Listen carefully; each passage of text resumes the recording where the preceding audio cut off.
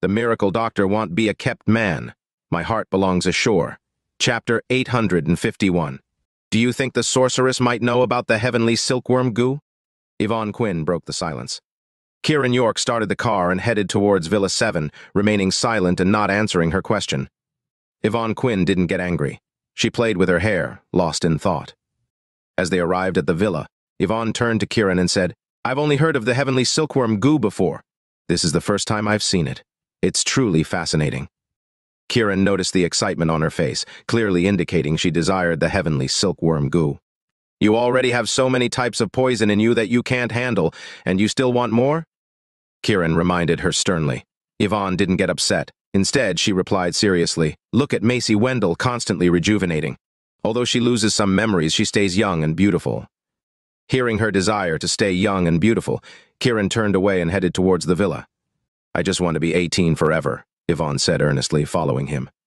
Kirin ignored her wish and unlocked the villa door. The villa was luxuriously decorated, filled with a cozy atmosphere and the scent of Lindsay Ludwig's perfume. Kirin stretched and told Yvonne, "Let's go to sleep. I'm exhausted." Then, he walked towards a bedroom. "Tonight, it's just the two of us in this villa," Yvonne said as she entered. "Stay in your room and don't bother me," Kirin said before closing and locking his door. Yvonne didn't get angry. She stretched and went towards the bathroom. As she opened the door, she saw a small, moving figure. "Ah!" she screamed in fright, her voice trembling. Kirin, about to lie down, jumped up and ran out. Hearing her second scream, he rushed into the bathroom and found Yvonne pale and trembling, pointing at a red clay doll on the floor that was moving. "Is it a ghost?" Yvonne's voice quivered as she clung to Kirin, terrified. Kirin, equally surprised to see the moving clay doll, pricked his finger and flicked a drop of blood onto it. The blood sizzled as it hit the doll, which then shriveled and cracked open, revealing a red sphere inside. Kirin picked up the sphere, noting its cool, smooth texture. "What's this?" Yvonne asked curiously. Kirin shook his head. "Remember the white object Sue Walton had?"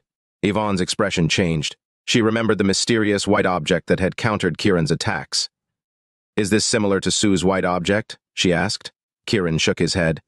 "I don't know yet, but it seems similar. Why would my sister have such a thing at home? Where did she get it?" Yvonne wondered, dialing Lindsay's number. Lindsay, waiting for their return, answered quickly. "Are you back?" "Yes, we're at your villa. Did you buy a clay doll?" "My villa? I've only stayed there about 10 times. The stuff there is from the original decor." "I didn't buy anything," Lindsay replied, puzzled. "Never mind, get some rest," Kirin interjected. "Why don't you both come back here instead of staying there?" Lindsay suggested. "We're fine here. Good night," Kirin insisted before hanging up. Yvonne, still wary of the villa, didn't want to shower alone. She dragged Kirin to the upstairs bathroom, refusing to let him leave. Kirin, back turned to the tub, kept her company as she bathed. Meanwhile, Lindsay, eager to know more about the clay doll, drove to the villa. Kirin, pondering Sue Walton's potential role in placing the Heavenly Silkworm Gu on Macy Wendell, wondered about Sue's true age and intentions. However, when he thought of this possibility, he found it hard to imagine. If Sue placed the Heavenly Silkworm Gu on Macy Wendell, it would be more than 20 years ago. How old would Sue be? According to the Heavenly Silkworm Gu's ability to regenerate continuously, age was not a problem for Sue. However, the crux of the problem was that Sue had repeatedly expressed her love for him. Was she trying to take advantage of him? Kirin had mixed feelings when he thought of this possibility. It even felt a little scary. Suddenly, the red sphere in his pocket moved and thoughts of Sue filled his mind. All he could think of was Sue Walton, and this thought became stronger and stronger, as if a power was calling to him. Alarmed, Kirin reached for the sphere, only to find it gone, his face paling in realization. Chapter 852. Kirin York bent down quickly, frantically searching around, but found nothing. His anxiety grew, making him forget that Yvonne Quinn was taking a bath behind him. Yvonne stood up from the tub, looked at Kirin curiously, and asked, "Hubby, why are you touching your body like that?" Hearing her question, Kirin's face turned red as he turned to look at Yvonne. All he could see was her fair skin, which made him quickly turn back, too embarrassed to face her. Despite his embarrassment, he continued searching for the red ball. "What's going on?" Yvonne asked, noticing his serious expression. She wrapped herself in a towel and walked over. "The red ball disappeared from my body," Kirin said, deep in thought. He even tried channeling his vital energy to see if it had entered his body but felt nothing. Yvonne's already pale face turned even whiter upon hearing this. She glanced around instinctively and asked, "Could this place be haunted?" Kirin rolled his eyes and glared at her. "You've seen how I handle ghosts in Maui, haven't you?" "Still, if there are ghosts, I can't sleep alone," Yvonne said, giving him a playful yet serious look. Kirin was irritated by her teasing and glared at her again. "Why don't you sleep on the bed and I'll sleep on the floor?" "I won't sleep with you. I don't get it. You can sleep with Snowzander, but not with me?" Yvonne asked, her expression serious and unhappy. Kirin focused on finding the red ball, ignored her question, and continued searching the bathroom. Finding nothing, he left the room, with Yvonne following him casually. As Kirin said, if there were ghosts, he wouldn't be afraid. She just wanted to cling to Kirin, hoping for a chance to be close to him. Kirin searched the entire villa but still couldn't find the red ball. "Kirin, why don't you take off your pants and check if it's in your body?" Yvonne suggested, sitting on the sofa with a smile. Kirin thought it made sense, so he started to head into the room to take off his pants and check. "Why not do it here? If there's a problem, I can help you think it through since I'm more knowledgeable about goo poisons," Yvonne said, looking at Kirin with a hint of reproach. Kirin pondered for a moment and realized she had a point, so he took off his pants. However, he felt a bit awkward as Yvonne's eyes were glued to him, not looking away for a second. Her beautiful eyes, as if they were on fire, kept glancing at a particular spot on his body. Kirin sighed internally. This woman was really bold. He remembered when he first met Yvonne. She was such a pure woman, giving off a vibe that made people want to sympathize with her. Now, she seemed eager for him to sleep with her. Kirin endured her gaze and checked his body but found nothing. "That's a red ball. Why don't you take off your clothes and check?" Yvonne suggested, holding back a laugh. Kirin's head was about to explode. He quickly shook his head. "Seriously, it might be in your pants," Yvonne said seriously, reminding him. Kirin hesitated for a moment but then decided to check. Just as his hand touched his pants, the door to the villa opened. Lindsay Ludwig walked in, her high heels clicking on the floor. Lindsay's beautiful almond eyes fell on Kirin's body, and she stared at his hand. On the sofa, Yvonne, wrapped in a towel, smiled expectantly. It was as if Lindsay had walked into a room where something inappropriate was about to happen. She felt awkward, not knowing whether to advance or retreat. The worst part for Lindsay was seeing Kirin like this with Yvonne. She thought about how she had tried to seduce Kirin without success and felt like a failure. "Lindsay, it's not what you think," Kirin quickly explained, seeing her suspicion. "Sis, thank goodness you're here. Otherwise, Kirin would have done something inappropriate to me," Yvonne said, standing up with a look of grievance. Her red lips parted slightly as she looked at Kirin with sad eyes. "I told him Lillian Yanez isn't here, so we can't be together." She then looked at Lindsay and continued, "He even asked me to use other methods." "Other methods?" Lindsay's mind filled with vivid images. Kirin was frustrated. Was Yvonne crazy? She said anything that came to mind. Seeing Kirin getting angry, Yvonne playfully stuck out her tongue. "I just brushed my teeth. My breath is still fresh." Kirin was speechless. This woman was teasing him. Lindsay's mind was stuck on those images. She looked at Kirin, feeling an urge to bite him. Kirin felt defeated by the two sisters. He hadn't done anything wrong, yet he was misunderstood. He glared at the two women and ran back to his room, locking the door behind him. Just as he was about to check his pants, he heard Sue Walton's voice in his ear. "No need to check. It's just a small goo worm. Leave it in your body." Kirin's mind buzzed. "What kind of goo is it?" "It won't kill you as long as you don't leave me," Sue said calmly. Kirin looked down at his last bit of privacy. He noticed a red spot on his right side, like a blemish. "What is this?" Kirin asked, not scared but anxious. "Not bad, Kirin. You're still so calm," Sue continued. "With this goo poison, we don't need to call each other. We can communicate anytime. Just remember to find me if you need anything." "What kind of goo is it?" Kirin asked, even more curious. "I won't tell you, but it won't kill you as long as you agree to my terms," Sue said, her tone calm. Kirin's heart was anxious. "Did you put the immortal silkworm Gu on Macy Wendell? Guess for yourself. Why ask me?" Sue's tone was teasing. Kirin felt unsettled. Sue Walton was a mystery, making his mind restless. "Sleep well. Don't worry. You won't die," Sue said, her voice seductive. "I'm always waiting for you." Hearing this, Kirin felt no desire, only frustration. Chapter 853. Bang, bang, bang. Kirin York's door was pounded loudly. Outside, he could hear the anxious shouts of Lindsay Ludwig and Yvonne Quinn. Kirin hurriedly put on his clothes and opened the door. "Kirin, are you okay?" Lindsay's mature and charming face was filled with anxiety and concern, her eyes brimming with tears. Kirin shook his head and looked at Yvonne. "It's Sue Walton's goo poison." She uses it to communicate with me without needing a phone. This woman is amazing. It looks like we can get a lot of important help from her, Yvonne said seriously, though her face showed anticipation. Kirin remained silent, but his expression was also grave. There's no such thing as a free lunch. The more mysterious Sue Walton appeared, the more curious and pressured he felt. As long as you're okay, I was so scared, Lindsay admitted after understanding the situation. Let's all go to sleep.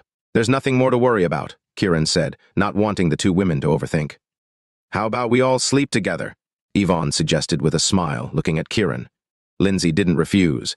Instead, her face showed a hint of anticipation. Last night, sleeping in Kirin's arms made her feel incredibly happy. Of course, she didn't know that Kirin had moved to the sofa after she fell asleep. Sure, let's sleep, Kirin agreed without hesitation. You sleep in the middle, and we'll sleep on either side, Yvonne suggested with a smile. Kirin didn't refuse and went to bed first. Lindsay, though shy, was the fastest to get into bed, not wanting to miss the opportunity. Yvonne followed, and the two women eagerly snuggled into Kirin's arms. Just as they were about to touch Kirin, he lightly tapped each of them. Instantly, the two women became still and fell asleep. Kirin jumped out of bed and did a quick check around the villa to ensure everything was safe before heading outside. Despite feeling awkward, he spoke to the air. Sue Walton, where are you? I want to see you. Do you want to be with me that badly? So eager to see me? Sue's playful voice echoed in Kirin's ears. I won't be with you, Kirin stated firmly. If you're that determined, then don't see me. Wait until you change your mind, Sue responded calmly. Do you know any secrets about Kirin Mountain? Kirin asked. Are you planning to go to Kirin Cave to find Cedric Bruh? Sue asked directly. Kirin was stunned. How did you know? You're curious why Macy Wendell can forget her memories but still know Cedric Bruh is in Kirin Cave, right? Sue's words shook Kirin again. How much more do you know? Kirin pressed. I know a lot, including Wendy Kruger's ghost fetus, Sue said with a smile. Kirin was utterly shocked. He never expected Sue to know so much. He thought she was just a fake nanny, but she was more like a super spy. His curiosity about Sue grew even more. Kirin, be careful. Curiosity killed the cat. You're getting lost in your curiosity about me, Sue teased. In the past, Kirin might have scoffed at this, but now he was very curious, and his expression was serious. Sue far exceeded his expectations. My priority is to kill Cedric Bruh and solve the ghost fetus issue, Kirin said in a low voice. Very good. You have a clear goal? Sue praised. I don't need praise. I need solutions. Then go to Kirin Cave at Kirin Mountain. You might find a solution, Sue suggested. Hearing Sue's advice, Kirin didn't say another word. He quickly started his car and headed to Kirin Mountain. As soon as he left, Sue Walton's figure emerged from the dark corner of the villa. Under the moonlight, her shadow stretched long, making her look beautiful and seductive. At this moment, Sue's face was filled with a broad smile. Her mature charm flowed like water, capable of driving men crazy. You can't escape my grasp, little man, Sue said with a faint smile. She glanced at the villa, her smile growing even wider. To remain unmoved by the beauty of two sisters, this man is quite something. With that, Sue walked away gracefully. Half an hour later, Kirin arrived at the back of Kirin Mountain. It was already late at night, and the mountain was relatively quiet, with only occasional insect sounds indicating any life. Kirin didn't know where Kirin Cave was, so he moved swiftly through the mountain. His movements were light and quick, not disturbing any wild animals. After about 10 minutes of searching, he found a dark cave halfway up the mountain. Kirin approached the cave entrance and peered inside. It was pitch black and he couldn't see anything. Kirin frowned, deep in thought. Just then, a low sound came from inside the cave. The sound was strange, like a human voice, but also like a ghostly wail. In the dark, silent night, the sound sent a shiver down Kirin's spine. Even though he wasn't afraid, it made him uncomfortable. He listened carefully, but the sound had disappeared. Kirin examined the cave. The entrance was small, just large enough for someone to crawl through. This made him hesitant, as he wasn't sure if this was Kirin Cave. Suddenly, he heard a rustling in the bushes. A wild rabbit darted out, and Kirin instinctively raised his hand. With a thud, the rabbit was hit by a silver needle and fell to the ground. Kirin picked up the rabbit and threw it into the cave. Damn rabbit! A man's voice cursed from inside. Hearing the voice, Kirin was delighted. It was Cedric Bruh's voice. He stood at the cave entrance on high alert, waiting for Cedric to come out. After a few minutes, Cedric still hadn't appeared. Kirin decided to crawl inside. After about 7 or 8 meters, he found a few steps leading downwards with lights visible below. The cave entrance was just the first layer. There seemed to be many more layers below. Kirin looked down, seeing about 10 meters below, with 7 steps leading to a platform. There were no ladders or tools to help descend further. Kirin realized that ordinary people couldn't enter here, let alone descend. This filled him with anticipation. He jumped down into the cave, his eyes catching sight of Cedric Bruh. Chapter 854. Cedric Bruh, wearing a loose bathrobe, had lost the anger he had shown towards the dead rabbit and now looked quite content. On the ground below him lay more than a dozen women, all naked. Although they were not dead, each woman's energy was severely exhausted. Cedric sat there, appearing to meditate and absorb energy, with a focused and serious expression.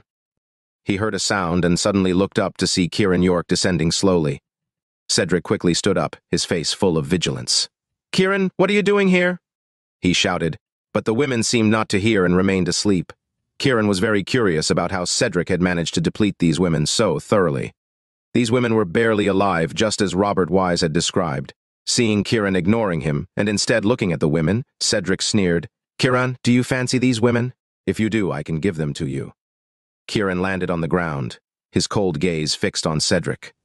"You live like an emperor at Advanced Pharmaceuticals, and now you want to build a harem in Kirin Cave?"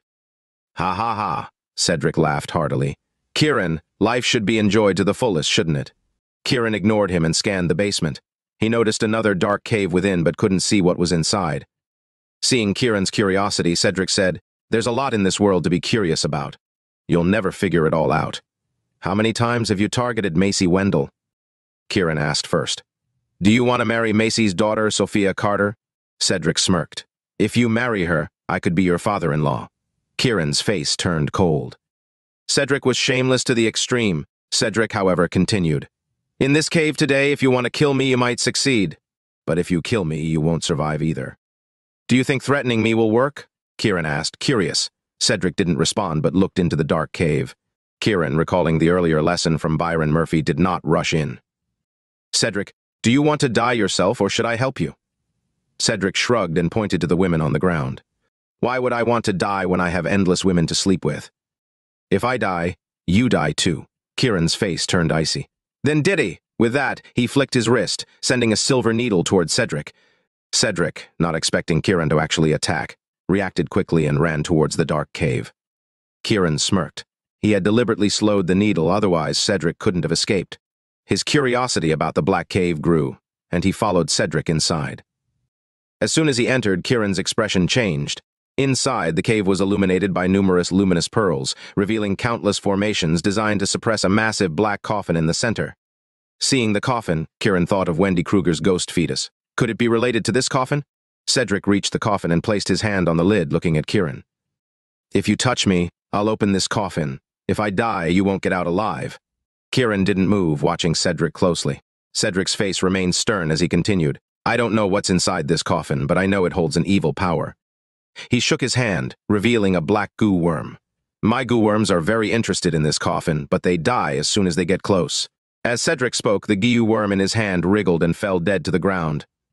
Seeing this, Kirin was even more shocked by the coffin. The poison from the goo worms was already potent, yet this coffin's contents could kill even these venomous creatures.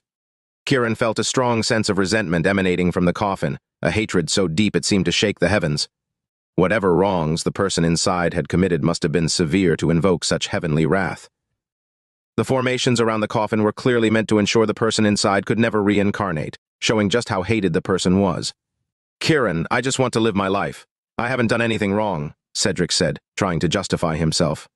"Your actions towards Macy Wendell and these women are reason enough for me to kill you," Kirin replied coldly. "I'm just giving these women pleasure. Would you rather they live in misery?" Cedric retorted. "Do you think I'll believe you? Wasn't it you who poisoned Macy's husband?" Kirin asked, his gaze icy. Cedric shook his head vigorously. "I didn't poison Macy's husband." Kirin was momentarily stunned. Cedric nodded firmly. "I didn't poison him." Kirin's expression grew more serious as he watched Cedric. Cedric continued, "I didn't poison Macy either. I just took advantage of the situation." "You took advantage to sleep with Macy, right?" Kirin asked, his face filled with anger. "Yes, but it was also part of my goo poison cultivation," Cedric replied. "What goo poison are you cultivating?" "I'm cultivating the Earth Dragon Gu." "Earth Dragon Gu?" Kirin asked, intrigued. Cedric nodded. That's why I need Macy and why I'm hiding in Kirin Cave. Kirin's expression grew even more solemn. Chapter 855. How is the Heavenly Silkworm Gu connected to your Earth Dragon Gu cultivation? Kirin York asked, staring at Cedric Bruh in front of him. My Earth Dragon Gu was initially just a snake Gu. To transform this snake into one with dragon-like power, it requires continuous cultivation, even repeatedly dying and being reborn, Cedric explained, pausing slightly before continuing excitedly. And the Heavenly Silkworm Gu, which can be reborn again and again, is the perfect aid for my Earth Dragon Gu cultivation. So it's just a snake Gu, yet you named it Earth Dragon Gu? How ridiculous, Kirin sneered. His gaze shifted to the black coffin. Does the poison in this coffin enhance your Gu poison? Cedric nodded. I don't know what's inside, but I can sense that its poison significantly boosts the potency of my snake Gu. So you've been recklessly cultivating here for your selfish gains? Kirin questioned. Cedric didn't deny it and nodded. That's exactly how I've been cultivating. Now that I'm here, what are you planning to do? Kirin asked with a cold smile. In terms of martial arts, I'm no match for you, Cedric admitted calmly. But when it comes to Gu poison, mine is just as potent as yours. Kirin smiled. So you're not afraid of me? Cedric nodded. It's best if you don't harm me. We can coexist peacefully. Coexist peacefully? Kirin almost laughed. Do you think I can coexist peacefully with someone like you? If we fight, it's uncertain who will live or die. The outcome is unpredictable, Cedric said. How about this? Since you think I'm not your match, kill me and put me in this coffin, Kirin said, pointing at the massive black coffin with a fearless look. Cedric was taken aback but soon sneered. Do you want to die? If I'm not your match, I'll die anyway, won't I? Kirin replied with a smile. Cedric laughed heartily. I never thought you, Kirin, would be such a coward. Kirin remained calm, waiting for Cedric to continue. After laughing, Cedric looked at Kirin with pride. Since you know you're no match for me, beg for mercy and I might spare you. Kirin shook his head disdainfully. I won't beg for mercy, but I do want to die in that coffin. Cedric was baffled by Kirin's strange request and couldn't help but mock him. You're insane! Kirin remained unbothered. Can you let me die in that coffin? Cedric was frustrated and furious.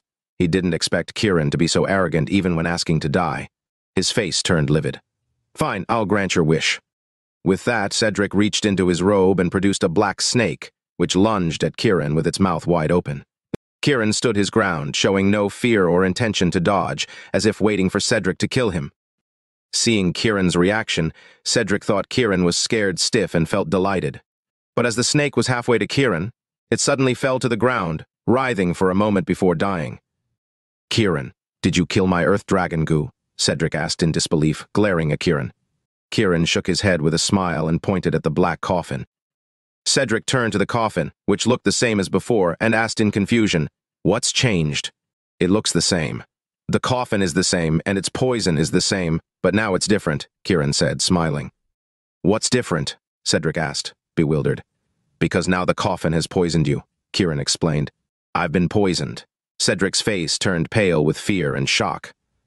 Kirin remained silent, smiling at Cedric. Panic and confusion overwhelmed Cedric as he examined his body, noticing a black layer forming on his skin. What's happening? Cedric asked angrily.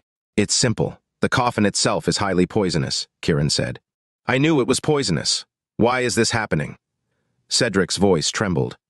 You knew it was poisonous, but you never stayed close to it for long periods, Kirin said, enlightening Cedric. Cedric realized the truth and felt like he was going to explode with rage. You tricked me into staying here to get poisoned? Kirin nodded with a smile. Exactly. Damn you, Kiran. Cedric's anger overwhelmed him, but before he could finish his sentence, his body collapsed against the black coffin.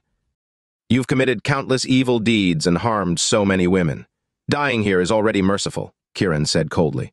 I don't want to die. I won't die. Cedric screamed, trying to resist. His body continued to convulse violently, black blood oozing from his mouth. He tried to get up and take an antidote, but it was impossible. Within minutes, Cedric lay dead on the ground. His body rapidly decomposed, emitting a foul odor, and even his bones vanished in an instant. Cedric never imagined he would die in such agony, his end clean and thorough. His fate was tragic, becoming a miserable wretch who thought he controlled everything, even Kirin's life, only to be outsmarted and killed by Kirin effortlessly. Now alone, Kirin calmly approached the black coffin. Chapter 856. Kirin York held his breath, his face serious and determined. As he got closer to the coffin, the poison in the air became more apparent. The formation around the coffin seemed to intensify the poison the nearer he got, while it diminished further away. Kirin extended his hand to open the coffin, but just as his fingers were about to touch it, Sue Walton's voice echoed in his ear. "Don't touch it! I don't want to be a widow just yet." Kirin's hand froze in midair. Instinctively, he asked, "Is the poison really that potent? Do you think Cedric Bruh is incompetent with poison?" Sue's tone was firm and displeased. Kirin's face grew even more serious. He took 2 steps back, distancing himself from the coffin to normalize his breathing. "What's inside the coffin? Why is there such a strong poison?" Kirin asked curiously. Sue replied, "You should be asking what kind of coffin this is." "What kind of coffin is it?" Kirin asked immediately. "This is a coffin filled with accumulated resentment. Over the years, this resentment has been controlled by formations, unable to leave or reincarnate, turning into hatred," Sue explained with a somber tone. "The poison formed by this resentment not only has the toxicity of ordinary poison, but can also attack a person's soul." "So much resentment? Isn't there just one dead person inside?" Kirin asked quickly. "This coffin is similar to the blood pit you encountered before, where it gathered the blood of various animals daily to increase its malevolence," Sue explained. "So, how should I deal with it now?" Kirin asked. "The best way to handle it now is to combine the coffin with the temple on Kirin Mountain," Sue suggested. "How do I combine them?" Kirin asked, confused. "You can use the temple's incense to purify the resentment, making it disappear along with the poison," Sue explained. "Wouldn't that destroy the formation?" Kirin asked. "The formation has already been broken," Sue replied. Kirin was stunned and looked around. "I think the formation is still here and functional. What you sense is just a superficial formation. The real formation is gone. Its core has been lost," Sue said after a brief pause. "Think of it this way. The current formation can only suppress some minor spirits inside. Did the ghost fetus inside Wendy Kruger escape from here? Is it the core of the formation?" Kirin couldn't help but ask. "You're quite smart to figure that out," Sue replied. "When that ghost fetus escaped, it destroyed the formation, rendering it powerless." "Did Cedric Bruh destroy the formation?" Kirin asked. "No, Cedric stumbled upon it by accident. If he had come here first, he would have died," Sue replied. Someone more knowledgeable about the formation must have known everything about Kirin Cave. Kirin's face darkened as he thought of one person, Byron Murphy. "Is it Byron Murphy?" Kirin asked, his expression grim. "I don't know for sure, but you can investigate," Sue said, sensing Kirin's thoughts. Kirin's expression changed several times before he finally stepped away from the coffin and retreated. "There are only 2 days left before Wendy Kruger's ghost fetus transforms. Try to eliminate it by then," Sue reminded him seriously. Kirin, thinking about Sue's mysteriousness, said, "Haven't you thought about helping me?" "Of course, I want to help you, but you haven't made up your mind," Sue replied with a smile. "If you agree to be with me, I'll help you." Sue continued, "My Gu poison is much stronger than Yvonne Quinn's, and my martial arts skills rival Lillian Yan's. I'm a top-notch woman."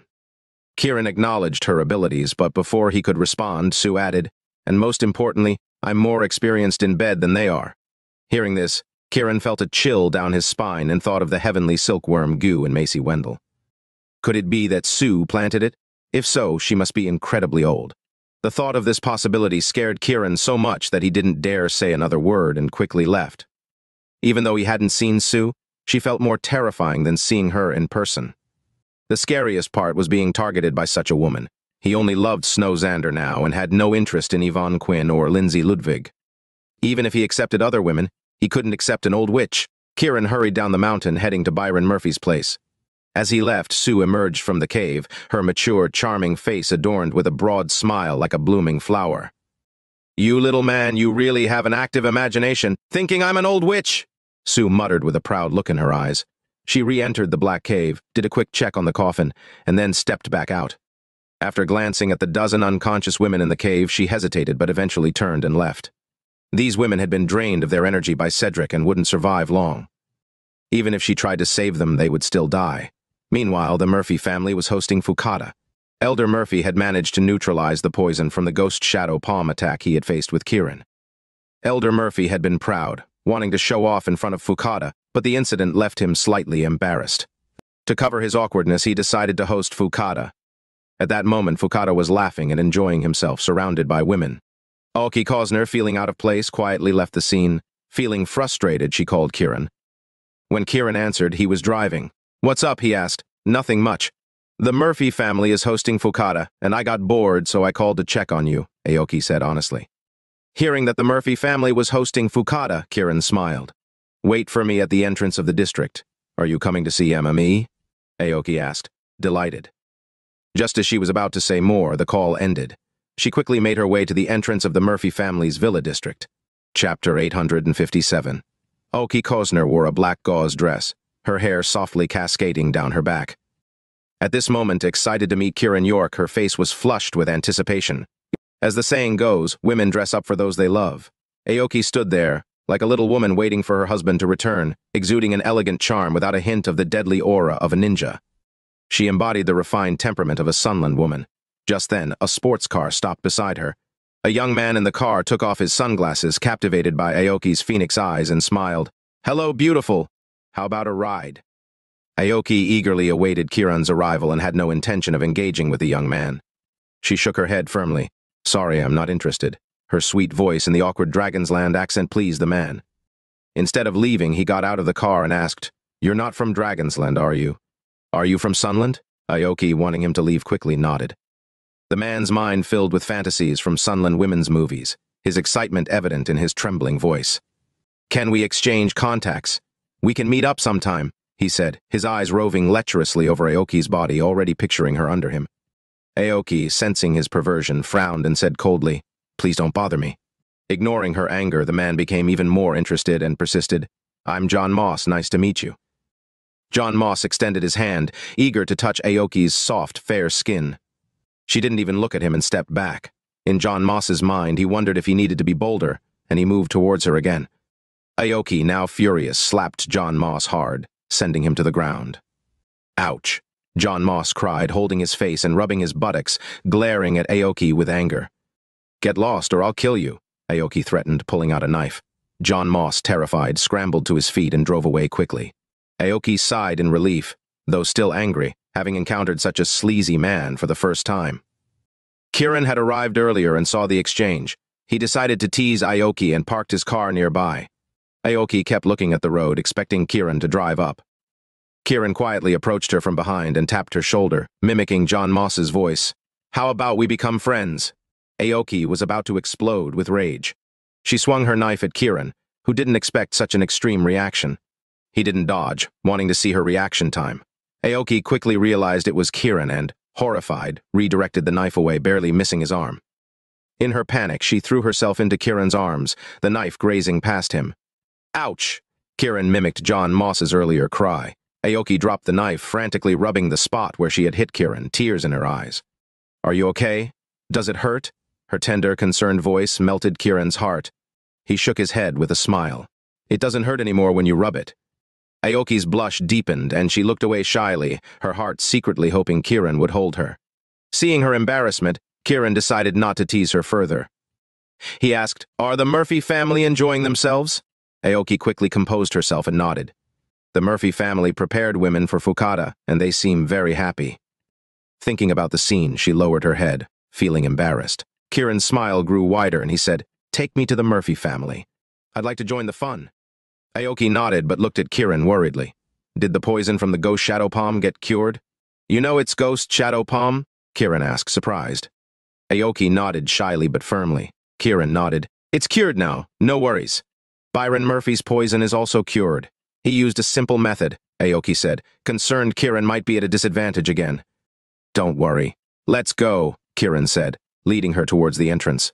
Just then, Kirin saw John Moss returning with several cars following.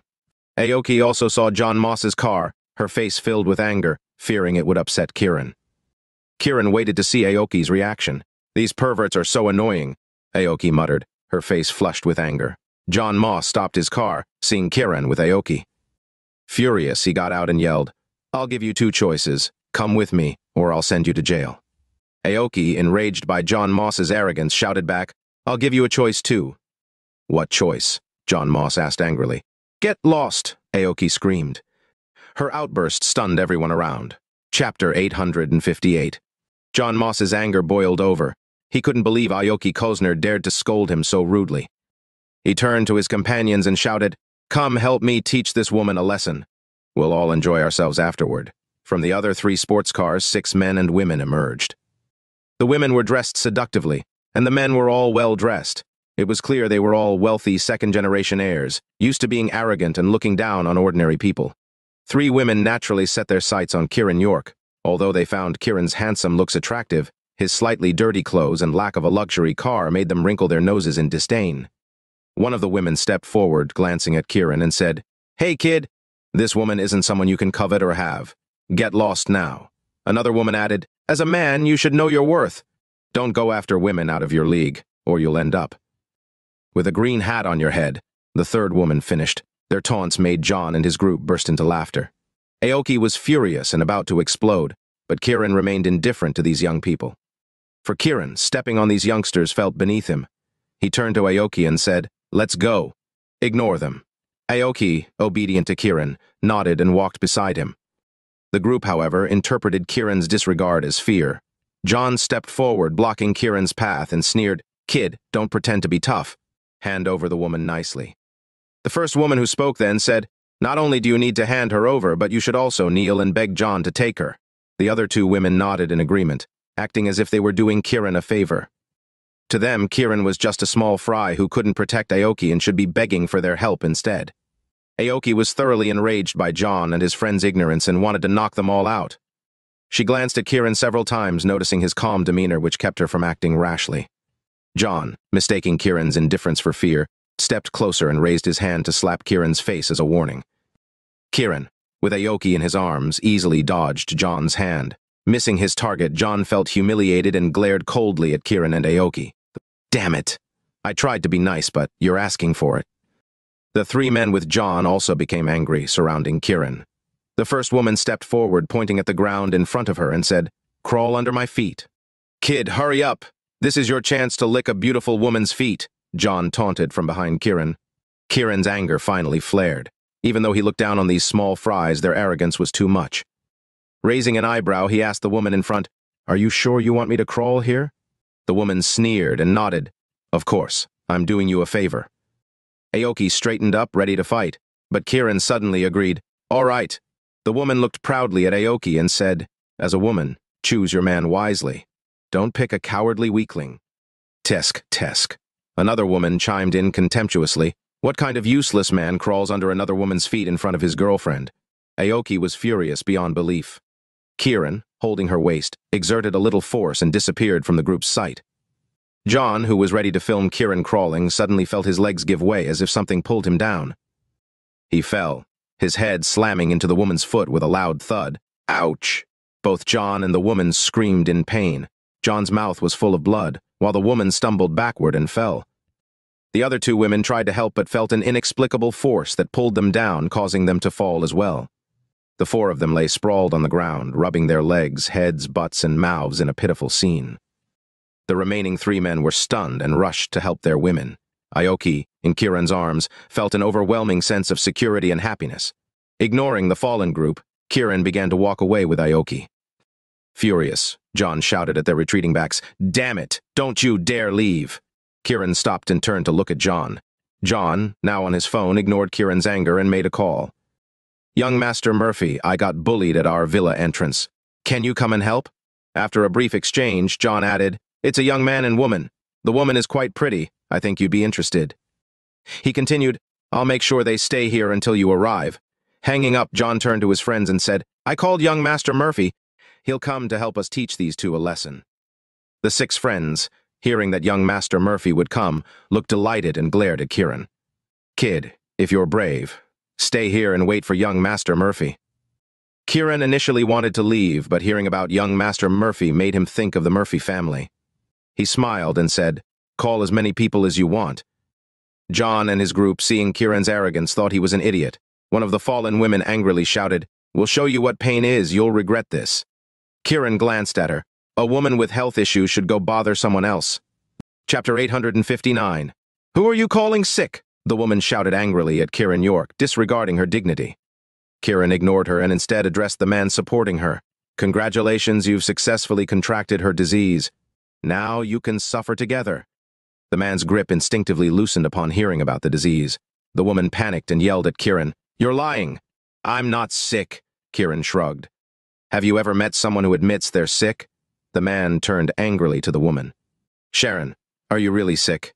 Young Master Wick, I'm not sick. He's lying, Sharon hastily explained, but her eyes showed panic. She knew she was indeed sick, but was just trying to enjoy life while she could. Why don't you both get checked at a hospital? Kirin suggested to young Master Wick. You're in the early stages, it's still manageable. Kirin then turned to Sharon. You're in the late stages. There's no controlling it now. Just accept it. What are you talking about? Sharon's face changed, her eyes filled with terror. Young Master Wick began to worry. Initially, he believed Sharon, but Kirin's certainty made him doubt. John Moss quickly interjected. He's trying to sow discord. Don't fall for it. Turning to Kirin, he threatened. If you're brave, don't leave. Young Master Murphy from the Murphy family will be here soon to deal with you. John, fearing Kirin didn't know who young Master Murphy was, added, Young Master Murphy is the heir to the Murphy family, one of the 4 great families in Dragon City. He's the future head of the family. Kirin was now certain the person coming was someone from the Murphy family whom he had been looking for. He felt more at ease. Don't worry, I'm not going anywhere. I'll wait for him. Although John felt provoked by Kirin's words, he was pleased at the prospect of Kirin getting beaten up. Young Master Wick calmed down, thinking Kirin was bluffing. Kirin couldn't care less. Good advice is wasted on those destined to die. The group glared at Kirin, wishing they could stab him. Kirin remained calm, watching them with a hint of amusement. In less than 5 minutes, the roar of a sports car engine echoed from within the villa community. A car sped towards them. Kirin recognized the driver as Dale Murphy. Kirin smirked. What a coincidence to meet here. This evening's dinner was destined to be anything but peaceful. He had intended to confront them, but now they were coming to him. Dale parked the car, and John eagerly ran over to open the door for him, respectfully greeting, Young Master Murphy, thank you for coming. Dale, still nursing the swelling from his earlier encounter with Kirin, masked his frustration with a cold, arrogant demeanor. John, who bullied you? Why do you all look so pathetic? John, feeling he had found his pillar of support, complained, Young Master Murphy, it was that man and woman who bullied us. He pointed to Kirin and Aoki Kozner. Kirin, with his back to Dale, didn't turn around. Seeing Aoki, Dale's face tensed. The Murphy family had been very respectful to Sunland ninjas recently, so he didn't dare offend her. It's this woman. She tried to seduce me, and when I refused, she hit me, John lied, unaware of Dale's fear of Aoki. Dale was infuriated. What an idiot, he thought. Aoki had stayed with the Murphy family for days, and Dale had desired her but knew she wouldn't be interested. Why would she seduce John? Furious, Dale turned and slapped John. Ouch! John cried, stumbling. Dale quickly approached Aoki with a smile. Miss Aoki Kozner, why aren't you at the party? Dale's eyes darted to Kirin, wondering who he was and why Aoki was with him. Kirin didn't turn, pretending not to hear. Aoki explained, This man, John, harassed me. Dale, feeling embarrassed and exposed, glared at John. John, bewildered, didn't understand why Dale had turned on him. Did you harass Miss Aoki Kozner? Dale demanded angrily. Young Master Murphy, too. John stammered. Answer me, Dale shouted, his face cold. It was that woman who seduced that man and bullied us. Sharon pointed at Kirin, her voice loud. Young Master Wick and the others felt humiliated, thinking they had brought help only to be scolded by Dale. They were the real victims here. John, seeing Dale's respect for Aoki, shifted his focus to Kirin. Young Master Murphy, it was this man who bullied us. Though Dale looked down on these young heirs, he needed their flattery, so he had to give them some face. With their anger now directed at Kirin, Dale felt relieved. Miss Aoki Kozner, there might be a misunderstanding. Pointing at Kirin, Dale asked Aoki, Is your friend being too arrogant and bullying people? Dale's intent was clear, to blame Kirin. Aoki felt awkward, unsure how to respond. Kirin turned to Dale, smiling. Dale was stunned. He had imagined many reactions, but Kirin's smiling face, filled with disdain, infuriated him. Yet he couldn't do anything, as Kirin's gaze filled him with fear. John and the others, not knowing Dale's fear, thought he was too angry to speak and shouted, Young Master Murphy, teach him a lesson. Make him crawl under our legs before you kill him. John and his friends were excited, imagining their revenge. Chapter 860.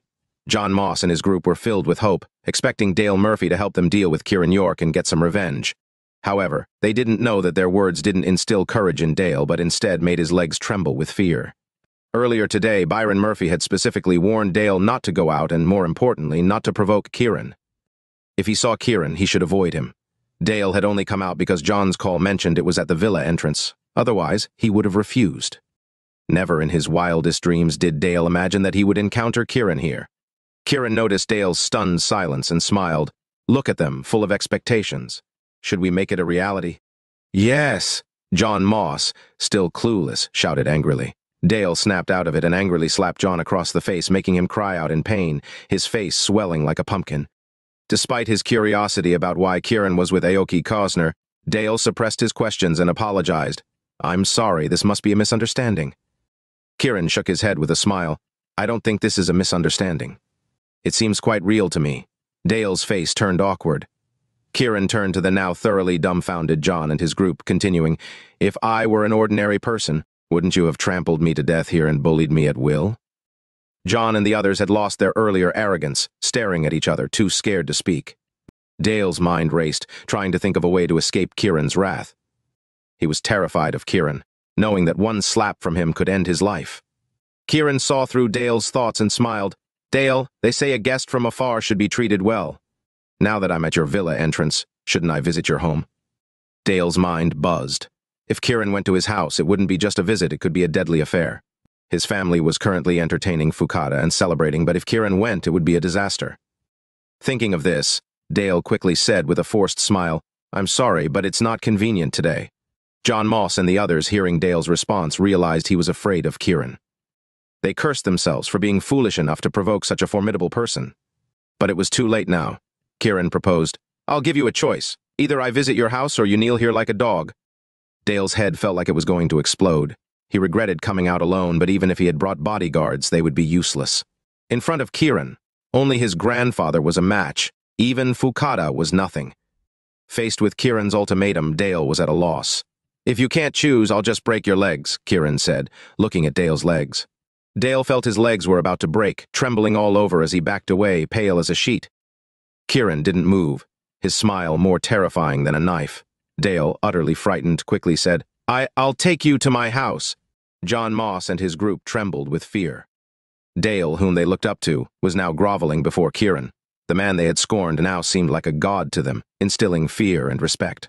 Kirin ignored them, patting Dale on the shoulder. Let's go, don't waste time. Dale nodded stiffly, leading Kirin and Aoki into the villa. John and the others sighed in relief, feeling like they had escaped death. They silently vowed never to provoke Kirin again. Young Master Wick quickly pushed Sharon aside and drove to the hospital, believing Kirin's words. Sharon, now alone, cried in despair, fearing no one would help her lest they get infected. Kirin didn't know these small fries would not only avoid provoking him but also eagerly try to earn his favor, hoping to become his followers. 10 minutes later, Dale led Kirin and Aoki to the villa. None of them spoke during the walk, but Dale's mind was in turmoil, wondering if his family would survive tonight. Aoki hoped Kirin would deal with Fukada, fearing for her safety if their relationship became known. Kirin remained calm, thinking about Sue Walton's warning Byron Murphy was no ordinary man. Despite their seemingly simple confrontation, Kirin knew Byron's strength was profound. In the villa's courtyard, Byron Murphy and Fukada's laughter, singing, and the clinking of glasses could be heard, creating a joyful atmosphere. The Murphy family's bodyguards, seeing Kirin, were tense, but since Dale was leading him, they dared not speak. The atmosphere turned oppressive. Sensing this change, Byron frowned with displeasure. "What's going on?" he asked. Hearing his grandfather's voice, Dale trembled, nearly falling. Kirin steadied him. Dale gave Kirin a grateful look. Kirin turned to Byron and said, "I'm here to see you."